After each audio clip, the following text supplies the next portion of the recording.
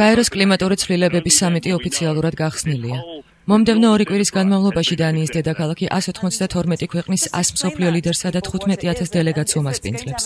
გაეროს კლიმატური მოლაპარაკებების ხელმძღვანელის ივო დე ბოერის განცხადებით კლიმატური მოლაპარაკებების 17 წლიანი ისტორიის მანძილზე პირველი შემთხვევაა, როდესაც ასეთი განსხვავებული ქვეყნები ჩაერთნენ პროცესში და ყველამ საკმაოდ ბევრი დათმო გლობალურ დათბობასთან ბრძოლისთვის. დღის წესრიგის მთავარი საკითხებია განვითარებულ ქვეყნებში გამონაბოლქვის შემცირება, კლიმატურ ცვლილებებთან გასამკლავებლად განვითარებადი ქვეყნებისთვის ფინანსური დახმარება და მსოფლიოს ტყეების დაცვა.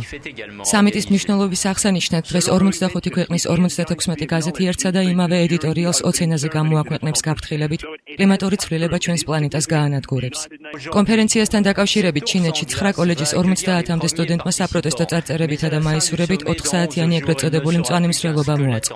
აქციის მიზანი საზოგადოების რწმენის გამოხატვა იმის შესახებ, რომ კოპენჰაგენის სამიტი გარემოს დაბინძურების პრობლემის გადაჭრას შეძლებს. დე ბოერი დარწმუნებულია, რომ კოპენჰაგენის სამიტი იქნება გადაწყვეტილებათა პაკეტი, რომელიც გრძელვადიან სამოქმედო გეგმას განსაზღვრავს.